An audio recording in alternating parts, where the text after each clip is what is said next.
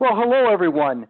This is Ron Gerber from AngelBeat. I'm so glad you've taken an hour or so out of your busy days as the Christmas holiday season approaches to join me and my colleagues, Steve from Microsoft and Ann from Nasuni. We've got great content here that ties together some of the major issues that I see when I run live AngelBeat events around the country. The big thing that people want to know is, how do I move more and more of my applications to the cloud? What are the migration tools available?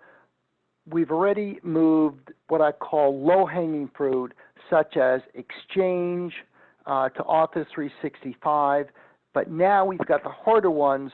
But the great thing is Steve's going to share with us all the fantastic resources and tools that Microsoft offers to make that migration, which could be very difficult, especially for older legacy on-prem applications, how to move them to the cloud. They're really excited to have Ann come here and fill in the second half of our session about issues tied specifically around file system architecture, storage, data issues, because when you move your applications to the cloud, ideally you need to then have a storage platform, a file system architecture that's cloud optimized, that ties together your on-prem information. And these subjects we're going to cover in a very concise, cohesive fashion that I think will be very helpful. Just a couple of points, and one of our individuals just asked me, will this be recorded and shared later on? Yes, this is being recorded as I speak, so we will have all of this content available for future on-demand viewing. We just did an earlier webinar about a related subject around container security, and I think this topic we're covering today is just as meaningful, if not more, and people are excited because they're going to want to play it 3 or 4 more times as you start deploying your 2020 plans.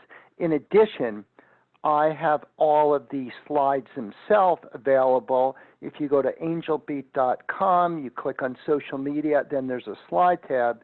You can go to the AngelBeat OneDrive account where all these slides will be available today.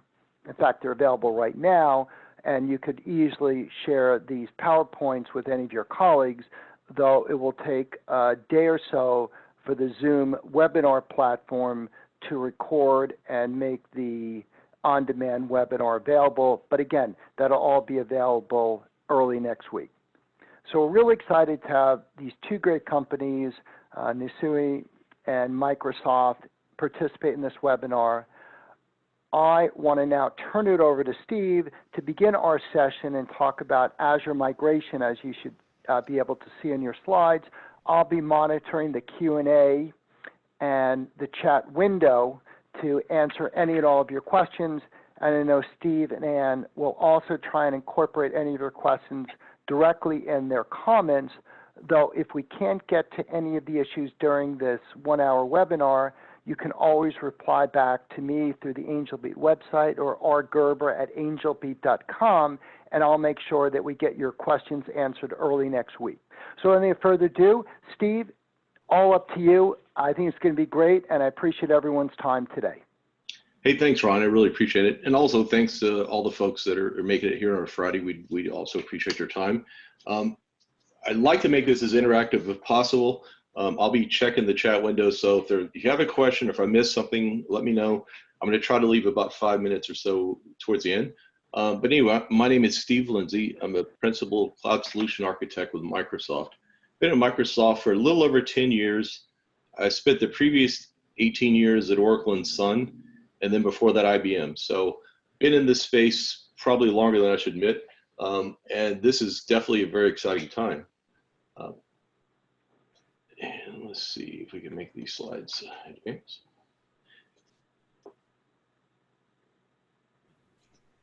There we go. Sorry about that. So there are several triggers. Typically, people will say, "Well, why should I consider a cloud?"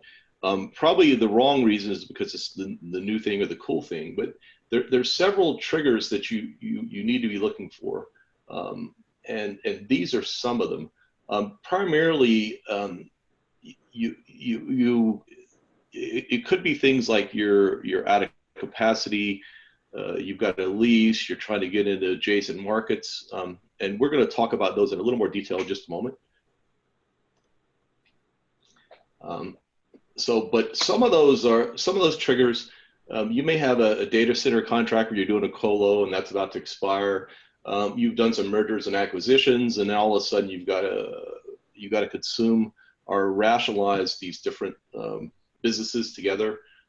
You may have a business that's cyclical. I mean, one of our first big cloud customers that I thought was interesting was a pizza delivery company, and they had like kind of the ultimate, bursty business. They don't sell much pizza at breakfast, but they sell quite a bit on Friday and Saturday nights, and they sell a ton on Super Bowl Sunday. So, they had the dilemma of, do we scale up for the Super Bowl, and then the other 364 days of the year, we have way more capacity than we need, or do we just miss sales during Super Bowl Sunday? So the cloud was one way they had to burst up and then scale back down. So those are some of the things.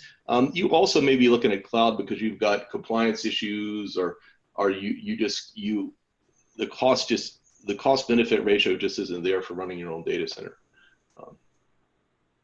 So the one thing I like to emphasize, every customer is different, and what you're looking to move to the cloud may be different. I mean, so the things you might consider are, what's the size of your environment? Typically, you measure that in VMs today. What are your storage requirements? Maybe in the gigabytes, could be terabytes, could be petabytes. Literally, last night we just had a dinner, end of project dinner, to celebrate this financial services customer. We moved a couple thousand VMs. I think it was 5 or 6 petabytes, almost 6 petabytes of storage. So they could be quite large. They can also be quite small. Then there's the complexity of what you're trying to move. So the more complicated things are things like databases, because number one, you have a large volume of data, but then number two, the data is changing as you're trying to migrate it, which presents challenges. And I think Nasuni can help address some of those issues in the second part of this hour. There's some things that are quite simple to migrate. Web servers are fairly trivial. You also may have security requirements that you have to meet. And those requirements, they could be, governmental requirements, like HIPAA. They could be PCI, FedRAMP, ISO, SOC 1, SOC 2. So those kind of requirements. So you may be having a hard time meeting that in your existing data center today. And we have a way to help you get there, both in blueprints and partners and practices. Another thing that you may need to consider is networking requirements. Some customers require relatively small networks. Some require huge networks to move data. And then also you may need a content delivery network. We have partnerships with companies like Verizon and Akamai to help with that, where it's integrated in with our platform and product. I already mentioned some of the industry and government regulations. And then the last is kind of refactoring.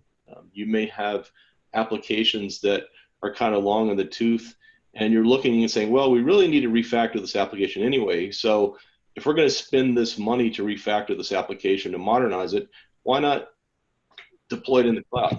In essence, you get a twofer, if you will. So the foundation, though, to going to the cloud, the two most important things that you have to decide and agree on, or at least consider, is authentication. Typically, that's might be Active Directory. We have an authentication in the cloud, also called Azure Active Directory, which works for Microsoft and non-Microsoft things. Your company may have a strategy where you use OAuth or use REST APIs to do authentication. And then you also may do private key encryption with HSM kind of devices. We support all those methods. They're all there. They all work. And then last, before we kind of jump into this, there are a lot of different strategies. I've kind of narrowed it down to 5 basic strategies. The first one is do it yourself. Hey, you want to move to the cloud? We got smart people. We know how to read. We can do it ourselves. you know, at Microsoft, we have tools, and we're going to discuss a couple of them to help you do it yourself. And that includes education, it includes the actual tooling and training and the whole thing. But more commonly, people do partner assisted or partner led. That's where a partner like Nasuni would actually assist you with the migration. And sometimes the partners actually do the migration if it's the kind of thing where you just don't have either the time or the skill sets, or you're still building the skill sets. So, but those are probably the most common, the partner assisted, partner led. At Microsoft, we do have Microsoft services. We do both assisting and we also lead. Those are pretty common. They're mostly more common in the bigger, like the really, really large accounts, primarily because, you know, as a large company at Microsoft, we're not as nimble as our partners. They can get things spun up a lot quicker, get to activity a lot quicker, but also a lot of our partners have industry expertise, our geography expertise that may be very relevant. And this is a list of some of the customers, and literally we've got thousands and thousands. These are some that are publicly referenceable in a variety of different industries. And if you have interest in references, we can help you. We can put you in touch with companies that are in the same line of business as you are. I am personally, I work in financial services, so that's kind of where I spend most of my day and a lot of my nights. But this is a handful of those type customers.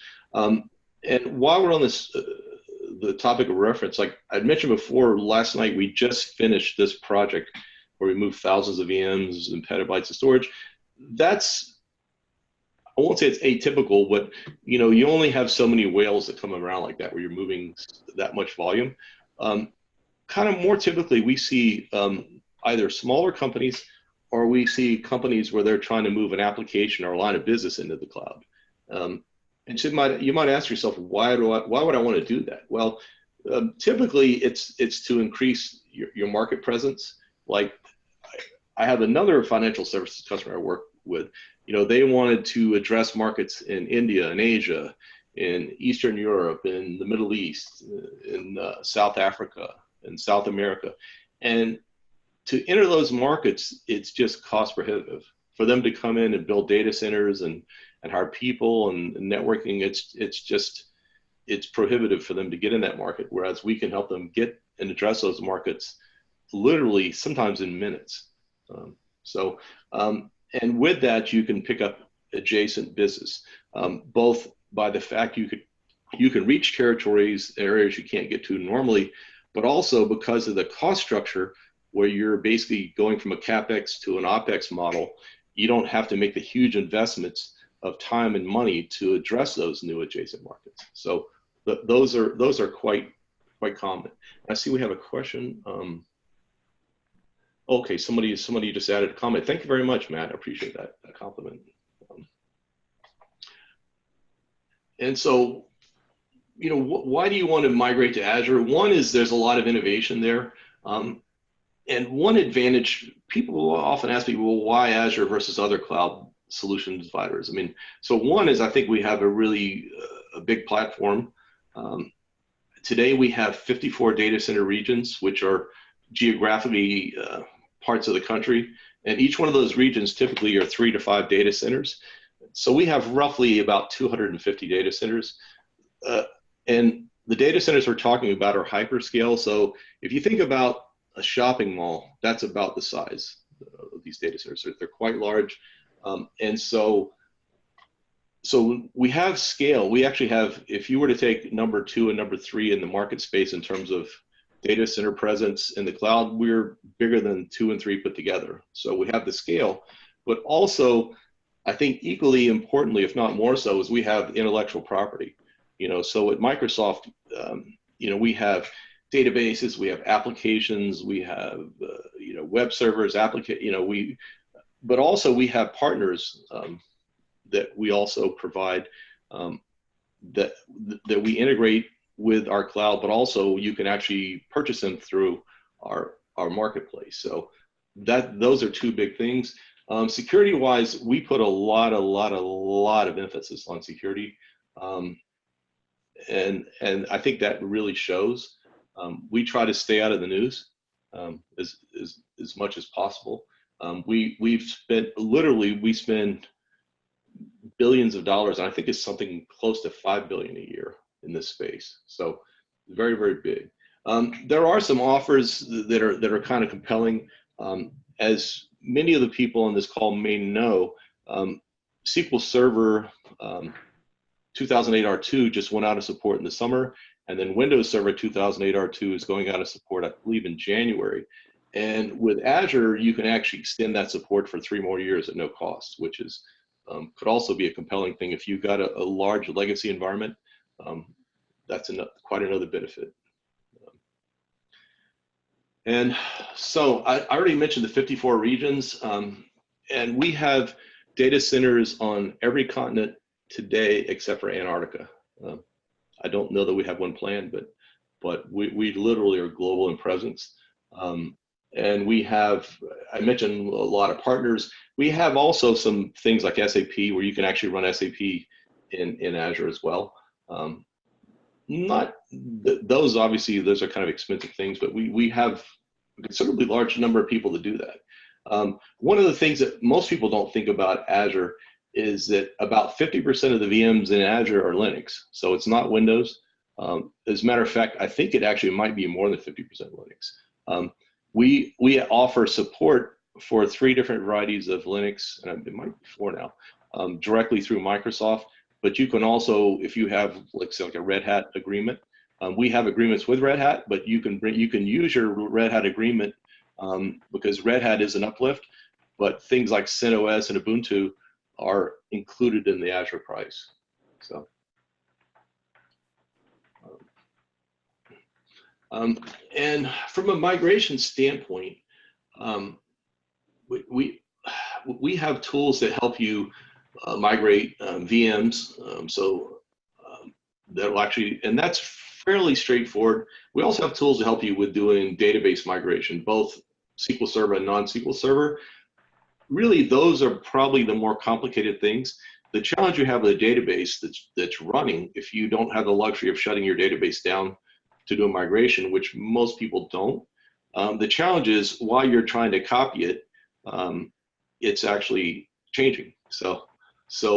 And that's where companies like Nasuni can really help, because they have tools, and the value they add is they help you accommodate for that. So that's very, very important. Web apps are fairly straightforward to migrate. We have all the Windows versions, but also we have most of the Apache and open systems things available. We also have tools like the tools called Azure Site Replication that'll help you migrate VMs from on-premises. You can also migrate from AWS and also from Google, but you can also migrate from AWS to Google, or Google to AWS, or on-prem to, so we actually support on-prem, Azure, AWS, and Google. You can go any direction with those tools. So we have tools that actually will help you migrate away. And Ron, actually, you brought up a good point. Strangely enough, and this is strange because remember, I spent 18 years at Sun and Oracle. Microsoft today is the largest contributor in open source, which is kind of mind-blowing. When I started at Microsoft 10 years ago, that definitely was not the case. And so Microsoft actually is the leader in open source contributions. We've also purchased like GitHub, if you've ever used Git. We put a lot of money and a lot of time and efforts in that space. And so from a security standpoint, and I should have reminded you this at the beginning, I'm kind of blasting through what normally might take 3 or 4 hours into 30 minutes. So the slides are there. If you have questions, feel free to reach out afterwards. I gave a superset of what we're talking about today with a lot of links and places to find more information to Ron, so they're going to be available. So please excuse me for going fast, but I want to make maximum use of our time. I mentioned before about some of the pillars, and authentication and identity is really key. In Azure, we have the kind of the de facto method is called Azure Active Directory, which isn't AD. It's actually a superset of AD, which helps you authenticate with Linux as well, and also with things that aren't OS based at all. We support multi-factor authentication. We do role-based access control. Primarily, that's most useful with databases. And today in Azure, we actually, as part of Azure, you can click and consume SQL Server, Polybase, Postgres, MySQL. We also offer support for Cassandra, for Maria, for Mongo. So pretty wide array of things available. From a encryption standpoint, the default in Azure is everything's encrypted at rest and everything's encrypted at flight. We also offer columnar encryption and also masking. So if you have a database that has a field, like say for credit card numbers or things that are private information, you can mask that. But it's also, we encrypt it all the way to the database. So even if someone were to figure out how to get into your network, even figure out how to get into your database server, or if you had like a DBA, they still can't read the data. The data is only available at the application level. So a lot of work, a lot of effort there. From a networking, we support virtual nets, VPNs, NSG. So if you have a standard where you're using Cisco or Palo Alto, those are all supported. You can bring your own license, or you can buy them through Azure. We're neutral either way. And then also we have a thing called ExpressRoute, which is, think of it as sort of an MPLS. So if you need to do very large volumes and you want a private circuit or private circuits, we have those. They're available through various partners, kind of the usual folks you would expect, like the AT&T, the Verizons, Equinix. Those are all available. We have a tremendous amount of focus on security. Azure Security Center is the focal point, but there's lots of pieces and parts that plug into there. So we do both security on the front end and monitoring on the front end, and we also have Azure Log Analytics, which actually helps you look at it on the back end. So think about today maybe what you might be using Splunk for. We have that integrated within Azure. You're welcome to use Splunk if you like, but we have Log Analytics built in, and it's, the cool thing about that is the data can be then accessed through databases, but also we use artificial intelligence and machine learning to help you make better sense of that data. And let's see, I think I already spoke about this. I'm going to skip through some of these things. We do have a thing also, one of the key things that go into a cloud is you're paying for your on-prem stuff, and then now you're in Azure or another cloud provider. Well, now you got to pay for the cloud license. So let's say, for example, you've got Windows or SQL Server, you're paying for that on-premise. Well, now if you go into Azure, do you want to pay for it twice? Well, we don't want to do that. So we actually give you a hybrid use benefit where you can actually run the same application, both on-prem and in the cloud at the same time. And the idea is to give you time, year or two, whatever it takes during that migration, where you're not paying twice for the same functionality. Already mentioned the extended support and the migration program. And I need to pick up the pace a little bit, I believe, Ron, because I think I'm getting a little bit close to the end. This I'm going to probably try to, I'm probably going to skip most of this slide, but we have a program called Azure Migration Program, or AMP for short. There's a link that'll give you all the details about this, but it'll help you walk through, some of the things you need to consider. It also gives you a bunch of resources, things like best practices. It'll show you ways you could save money. And then also we have a thing called the Technical Skills Initiative, where we actually provide training for free and certifications depending on your situation. We often provide certifications for free as well, because you want to take your existing staff and you want to help them up level their skill sets. We started in July. I think we hired, the original team was 100 people to do training, and now I think it's approaching 1,000. So we're making tremendous investments there. We also have a wide array of partners to help you with that. But we offer certification things like for infrastructure, for networking, for artificial intelligence, for database, for security. And so we have a path for that are either task specific, like, well, we got to do this migration, or skill set specific. But that link is also in this program, this deck as well, so you can look at that at your own leisure. Here's an example of one of the financial services, Canadian Imperial Bank Commerce. This is just one of many. And most of the financial services projects are pretty big. They typically take more than 1 year. We have some that are shorter, but typically they're pretty involved, primarily because of the regulations. You have things like PCI. You often have, you have national regulations as well that you got to meet. I didn't include that in this deck, but if you have questions about that, I can forward you both the list of all the certifications we have, but also a list of templates that actually will walk you through. Well, this is what you have to do to get PCI. This is what you got to do to get HIPAA. This is what you got to do. So we have those there ready to consume. We also provide best practice guidance, and we've actually made a lot of improvement in this space, because the idea, this is new to a lot of us, and what may be intuitive on-prem may not be as intuitive in the cloud. So we offer that as well, and that's typically at no charge. So I mentioned some of the offers and incentives, things to help you get there. Basically, we understand it's a paradigm shift to get to the cloud. We want to make sure you get there at your own pace, at the right pace, but also get there safely and responsibly.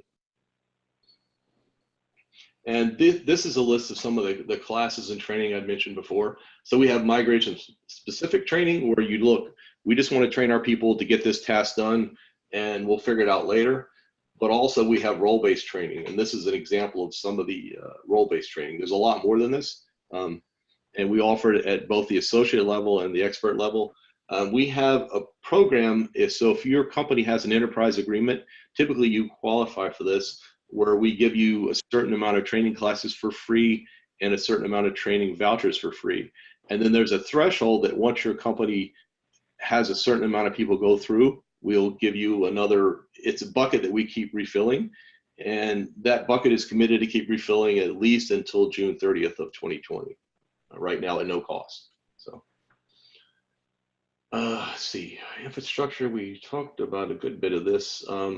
I think I'm going to skip through this slide because I want to get towards the end and leave some time for Q&A. So Ron, I think if I've got about a little less than 10 minutes, is that correct? More, like 5-7 minutes. I think the key thing when everyone's looking at all these great tools, what you can do to simplify this is you can send me an email. I can summarize, I've got this infrastructure. Here's who I work for. Here are some of my use cases, be it on databases or CRM in the cloud, whatever it might be. Here's some infrastructure. Give me some basic information. And then what I can do on your behalf is work with Steve, work with Ann, and figure out how we can get you the best information. There's a lot of great general information here, but if you give me some of your detailed requirements, you being the attendees listening into this, then I can work behind the scenes with experts like Nasuni, like Microsoft, to then figure out which one of these significant listing of resources makes the most sense for you. No, absolutely, and thank you for that, Ron. One other thing we do, it was on the previous slide that I skipped through, is oftentimes if you want to do something like go to the cloud, your financial team is going to want you to do a TCO. Well, we have tools and we have people and process to help you generate TCO. So if you need to justify you want to do this, we actually can help you with that as well. And one thing I want to kind of really focus on, I'd mentioned before about it, Microsoft are really partner centric. And at Microsoft, we have a wealth of partners, Nasuni being one of them. Typically, they fall into two kind of main categories. One where they're kind of people and process focused. So in essence, they have the people that are helping you. And then the second that are more like tool or product focused. So they have tools that enable you to do things more efficiently. And sometimes they combine the both. But partners are really key to your success, and they're really key to our success. So we encourage that as much as possible. And we want to work with our partners and complement them where it makes the most sense.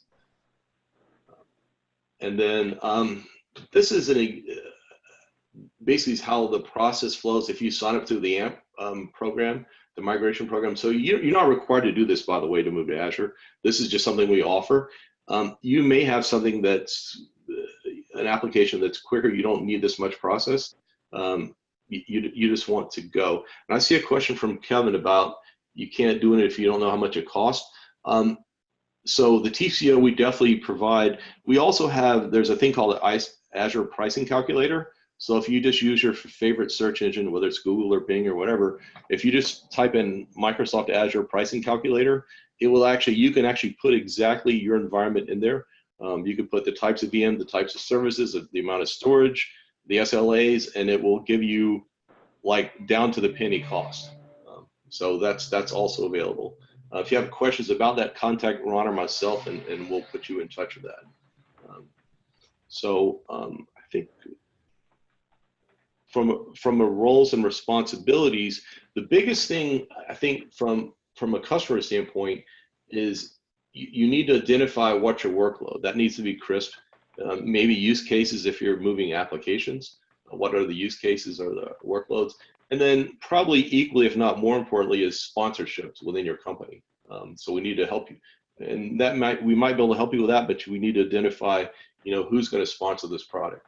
And then from that, who are the critical stakeholders. So I'm going to skip to the partner responsibilities piece. And I think we're probably going to end on this slide or pretty close to this slide. Then we're going to open up for questions because there may be a few. Oh, sorry, I think I went too far. So some of the things you need to address, business strategy, project plan. We can help you with that with project plans if you don't have a strong PMO office. Partner support. We'll make sure you get in touch with the right partners. That's really, really key, especially when you're trying to move data. Like I said, data is probably the toughest thing to move because you want to move it. It needs to be moved. You want to move it quickly, but also you want to move it safely and preserve the integrity. But sometimes the data is changing while you're trying to do it. And those are often things where you want someone who's done this a bunch. So with that, I think I'm going to probably end here, open up the floor for questions because I think I'm almost at time. Yeah, let me just suggest this. Yeah. I mentioned to Kelvin, and this is a good thing. He wanted to, it's a little bit of the chicken and the egg. Well, I need to know what the potential financial technical impact is. What I mentioned to Kelvin, this is true for everyone.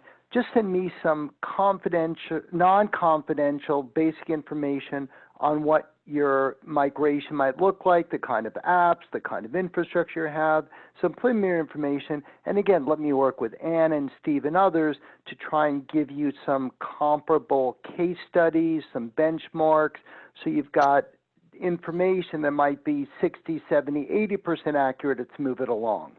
But I don't see any more questions, but I want to make sure that we give Ann a chance and then summarize questions for either at the end or subsequently that we can handle on a one-off basis with people contacting me at rgerber, because as Steve alluded to, data is such a big concern, detriment. It's actually data and security are two of the main things that affect migration. Steve alluded to some of the security and migration tools that Microsoft has.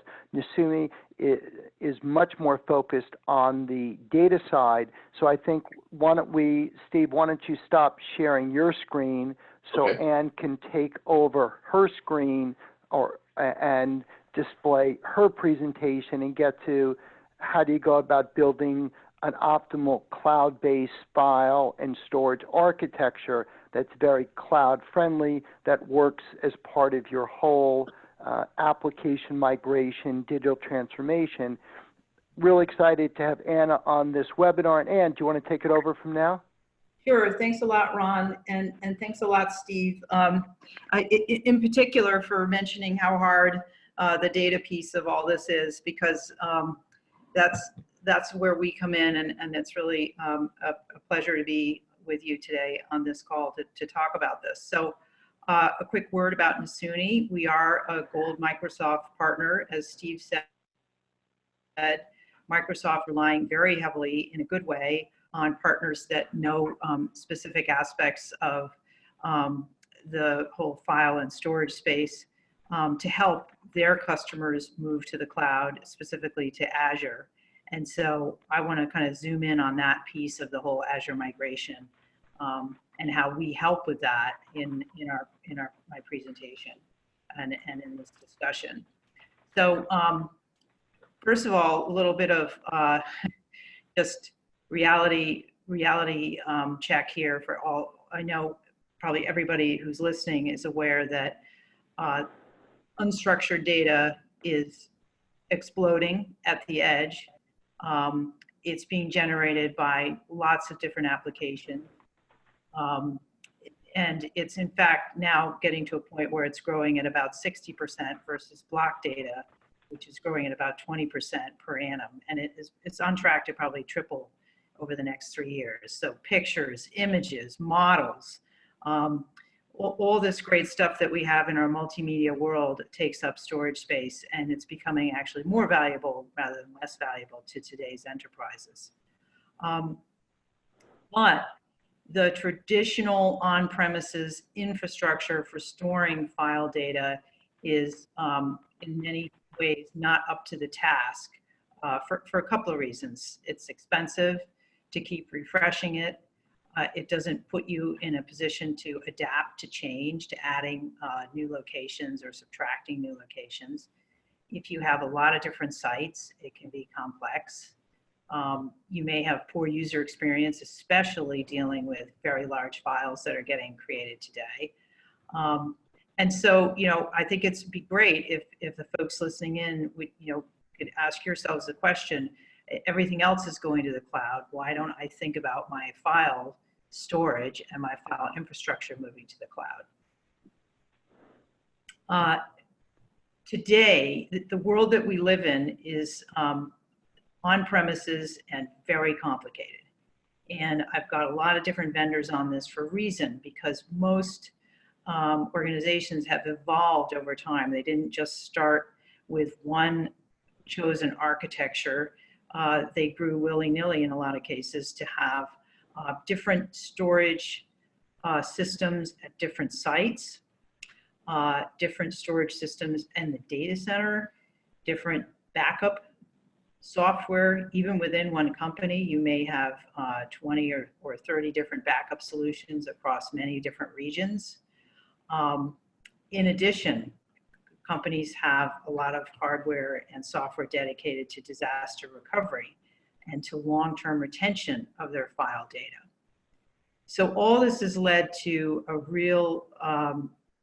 really complex world for particularly infrastructure and storage managers to live with, and even harder to adapt to something like digital transformation.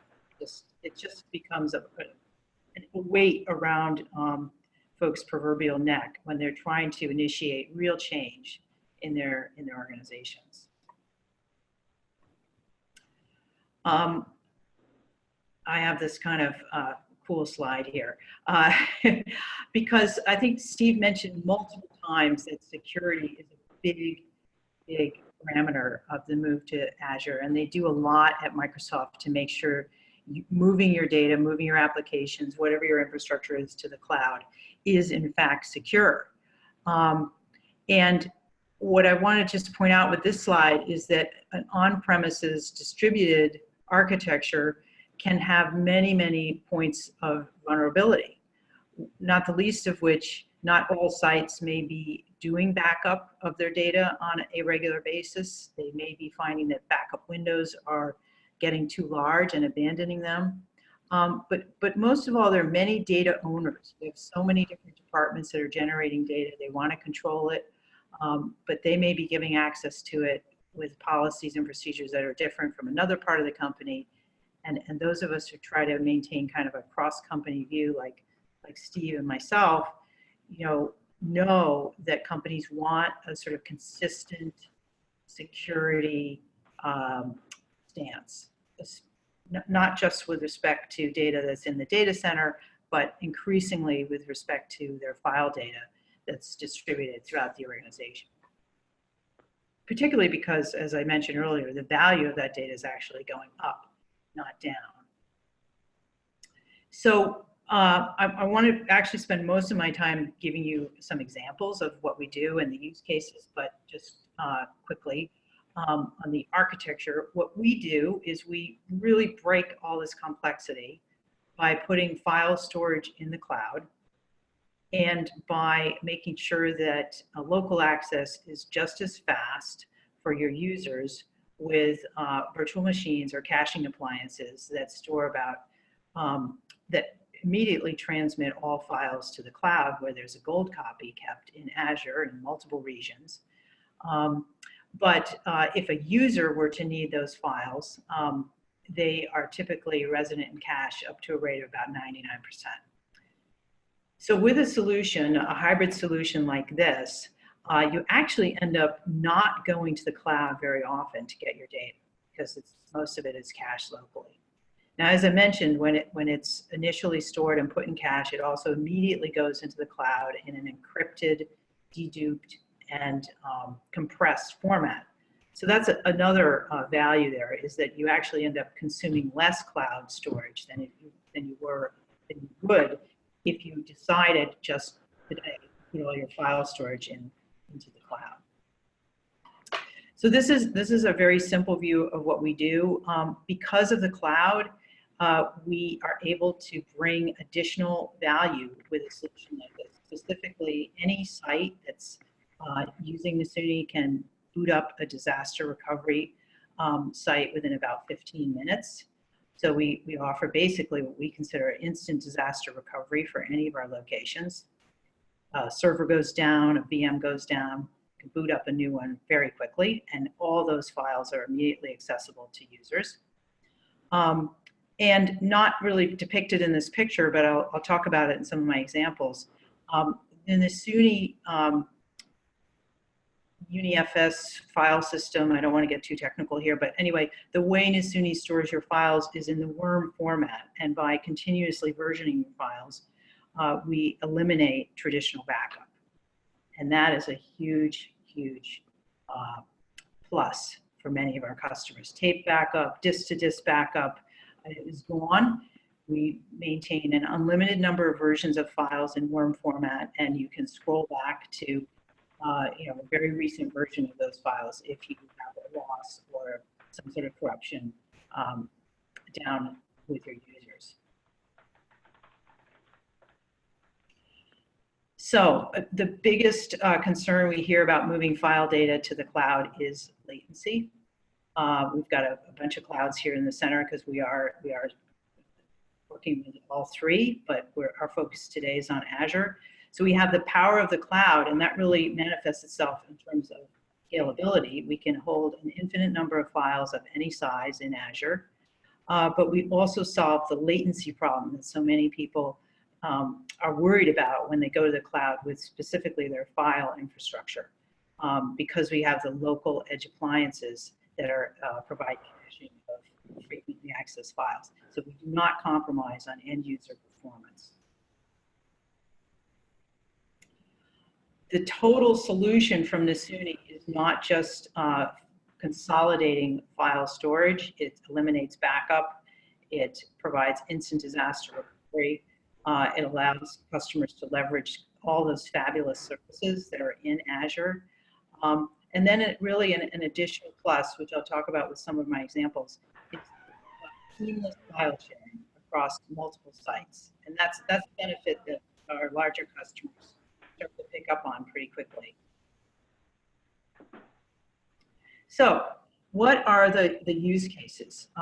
When would you come to Nasuni Azure for a solution? Well, number one, as Steve was talking about, and you want to move your on-premises file servers or your network attached storage to the cloud with Azure, it would be probably your most scalable, highest performance solution.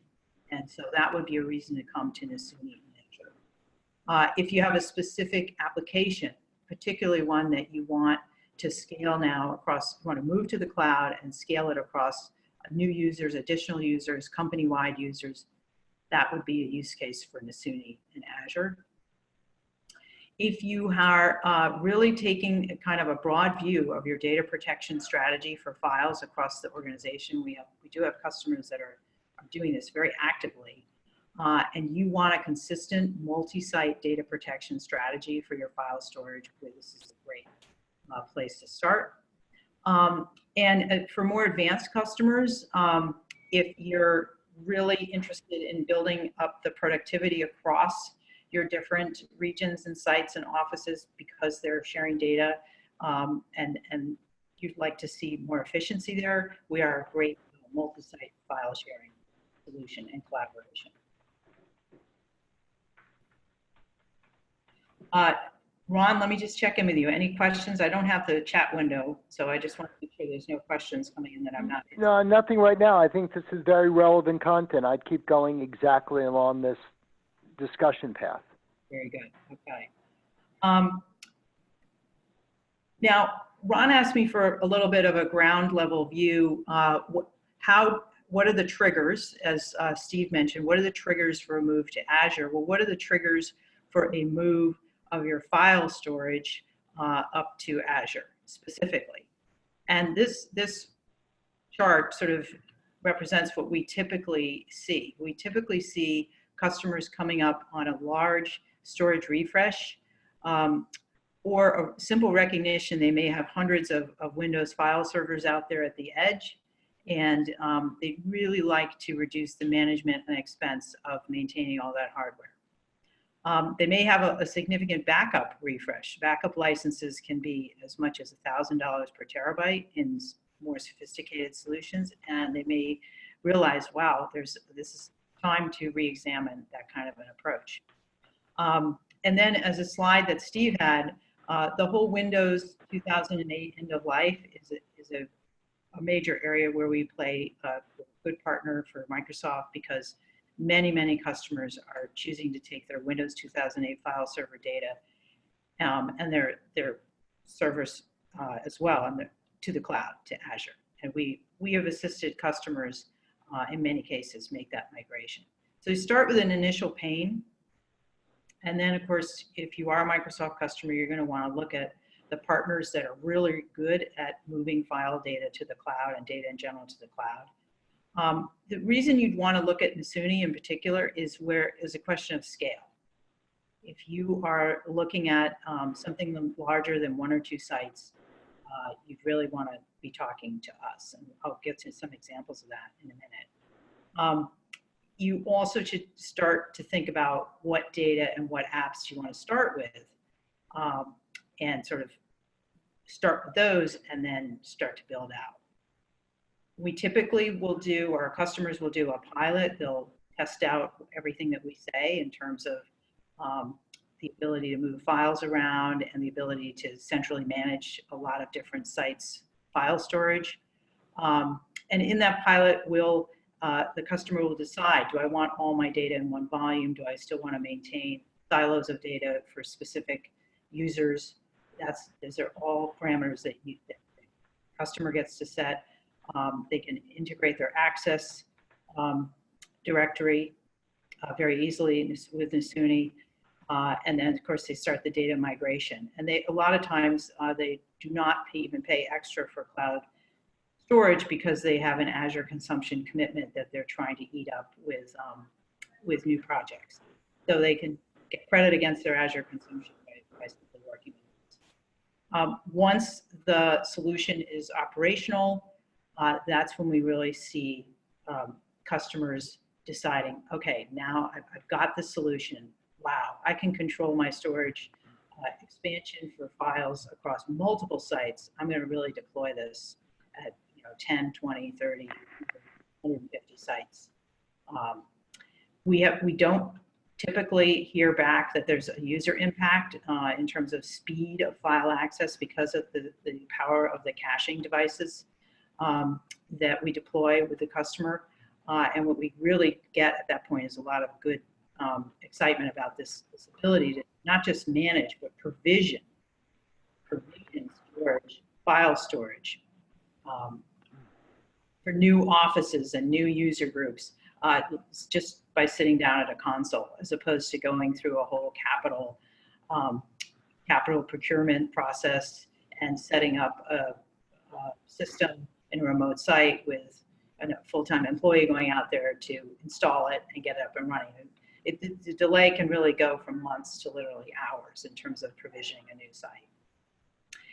And then I think we're really excited going forward as a partner of Microsoft is not just our ability to reduce customers' costs over their traditional infrastructure, but our ability to make our technical customers heroes.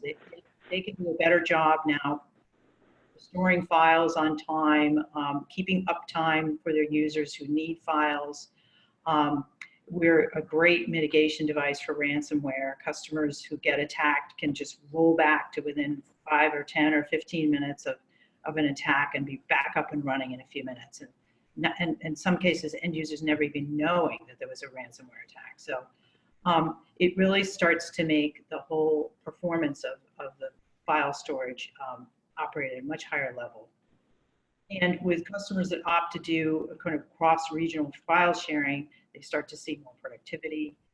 And recently, we just announced with Microsoft an ability to enable customers to put their file data into Microsoft Analytics application. Okay, so a couple of examples before we wrap up.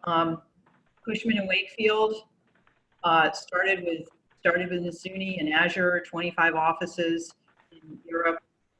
Really wanted to get rid of, I think it was 16 different storage vendors they had, about 5 or 6 different backup solutions they were deploying across 25 offices. They wanted to streamline all that. They were going through a merger of 3 companies and wanted to settle on one cloud file services solution. So they went to Nasuni.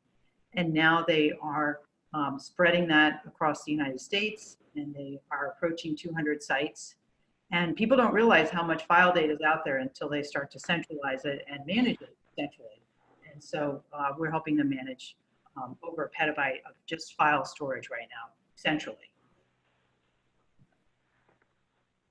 Western Digital, the largest disk manufacturer in the world, went through a 3-way, $21 billion merger about 3.5 years ago, and realized it had over 100 different on-premises storage systems deployed, and it decided it was going to go for one solution for file storage and access for all 3 companies once they merged. So they've been gradually reducing the number of volumes and file shares out there. I think they're down to 7, and they've got about 10,000 engineers now using this system to share and access one global file system. And Nasuni is providing capacity for 40 different locations. The best thing, and this is really where, like I said, the power of the cloud brings benefits, not just savings. The best thing is, thanks to Azure and the way we're designed in Azure, those engineers are able to share files in a matter of minutes across huge distances. Whereas it would take sometimes as much as 12 to 18 hours to send design files around the globe. They're doing it in minutes. Hey, Ann. Yeah. Ann, it's Ron Gerber. Just 2 quick things. First, I think it's amazing when one of the world's largest storage companies still needs Nasuni to help figure out their storage. There's probably not a better endorsement of your technology than that. But one of the other questions that came up, I'm not sure if you saw it, how does the loss of an appliance affect access to the data? I don't know if you can comment on that. Well, sure. The data is stored in gold copy in the cloud, and any of your users can access it from their various access points. If a device goes down, it takes about 15 minutes to repopulate a new device with all the settings from the original device and to repopulate the cache with what was understood to be in cache when the outage happened. And then pretty much that site is back up and running. Okay. I know that came from John from the city of Portland. And John, I'm just going to send you, as well as Ann, an email so you can follow up separately to get more detailed questions answered and making sure we address this important issue. Absolutely. TBWA is one of our oldest clients, and as some of you may know, advertising industry has grown, typically grows through acquisitions. They've acquired over 300 different ad agencies over the last 10 to 20 years, a huge operation. And they decided with a lot of foresight, ahead of even me and Steve, I think, about 4 years ago, doing storage refreshes across hundreds of offices and maintaining a consistent file backup solution was just going to be impossible. And they actually went looking for a global file system and found us, and decided they were going to start moving their file storage to the cloud. So now they can provision, they have well over 100, they actually have over 100 locations with us. Now they can provision those locations with additional capacity. They have a consistent, secure file storage, and they've got very fast access. But what they also really like about Nasuni is security. They have some very big named clients that I can't name, but they protect their clients' proprietary information about upcoming new product releases. The security of the file data in the cloud has to be absolute. So I'm just going to wrap up and say this isn't not an industry-specific solution. This approach that we're taking with Azure is multi-industry. If you are listening, as Steve was asked, how much does all this cost?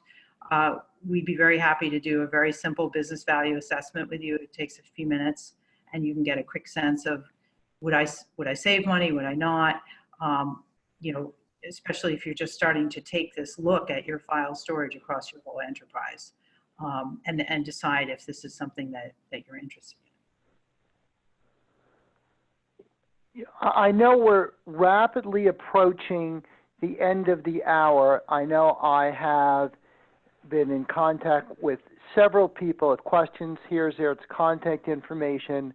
I know that just to summarize a couple of quick things, everyone will be getting email with a link to download or at least do on-demand viewing of this webinar. Plus, if you go to angelbeat.com, you can click on the social media tab, and then it opens up another option for slides, and you'll be able to see today the Nasuni and Microsoft decks right there, and you could download them today, with next week the on-demand webinar available for your colleagues.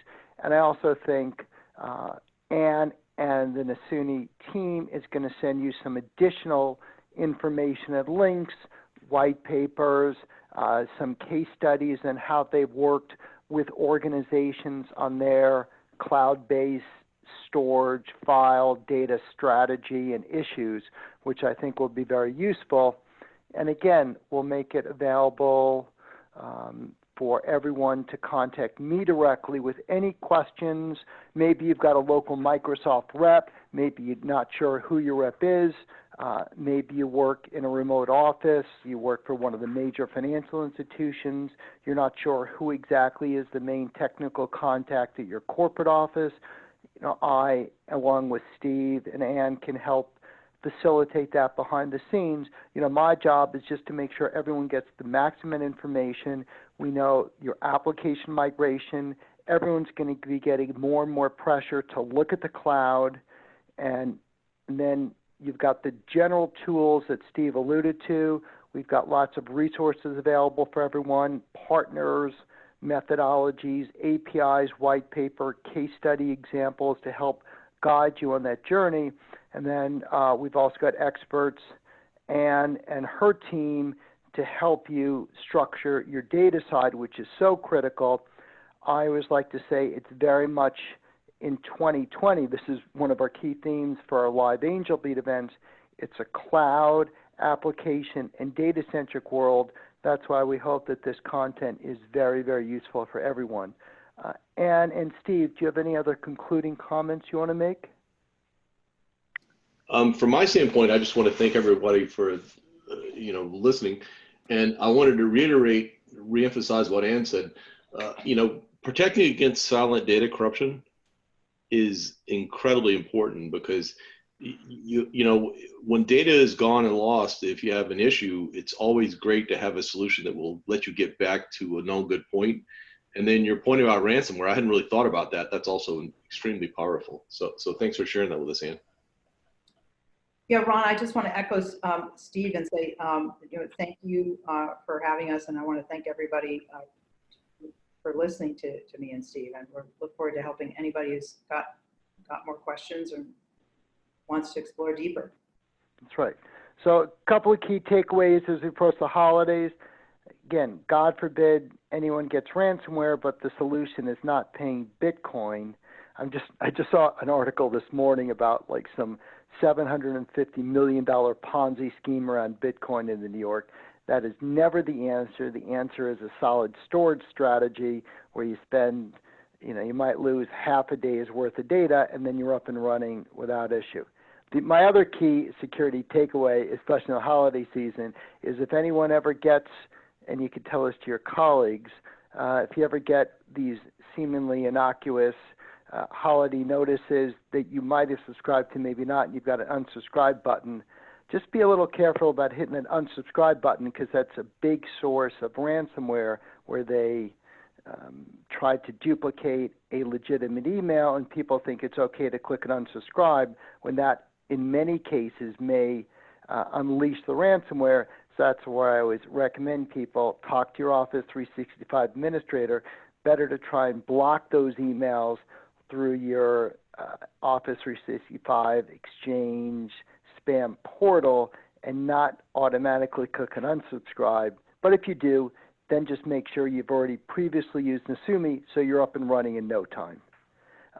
Anyhow, I'm going to wish everyone a fantastic holiday season. Thank you very much for your time. You'll be getting additional emails next week with lots of great information, with some links you can share with your peers.